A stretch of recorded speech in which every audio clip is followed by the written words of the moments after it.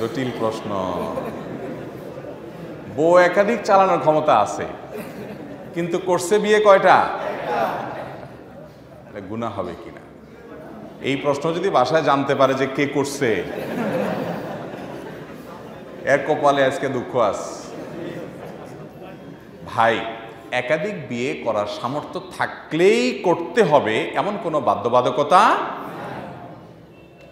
একাধিক বিয়ে করার সামর্থ্য আছে, কিন্তু তিনি ওই সামর্থ্য দিয়ে, দুনিয়াতে অনেক মেয়ে বেকার আছে, তাদের বিয়ে হচ্ছে, অনেক ছেলে অবিবাহিত আছে, অনেক মেয়ে অবিবাহিত আছে, তাদের বিয়ে হচ্ছে না। আল্লাহ তাকে সামর্থ্য দিয়েছেন, তার একজন স্ত্রী আছে, চলে আলহামদুলিল্লাহ, তাহলে ওই টাকা দিয়ে তিনি অনেক যুবককে বিয়ে করে দিবেন, অনেক যুবতীর বিয়ের ব্যবস্থা করে দিবেন। এই বুদ্ধিমাতায় আসতে পারে না? বুদ্ধি আসে সব নিজের জন্য। যাক, একাধিক বিয়ে করা মৌলিকভাবে কোনো খারাপ কিছু না, বরং ভালো। যদি কারোর সামর্থ্য থাকে, বিশেষ করে একজন বিধবা বা বিধবা কেন, একজন সাধারণ মেয়েকে আপনি বিয়ে করলেন একাধিক, শরীয়ত সেটাকে জায়েজ রেখেছে।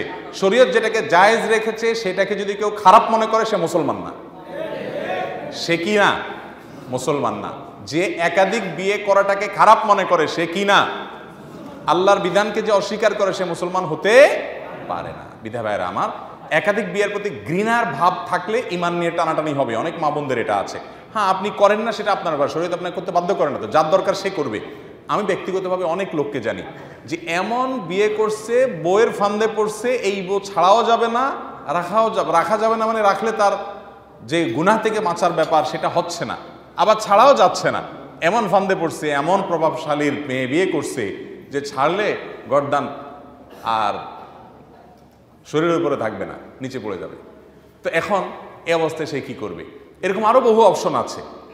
তো ভাইরা আমার, এইরকম পরিস্থিতিগুলো অথবা সাধারণ পরিস্থিতিতে একাধিক বিয়ে করা জায়েজ আছে, কিন্তু টাকা আছে, পয়সা আছে, সেজন্য একাধিক করতে বাধ্য, এমনটা মোটেও জরুরি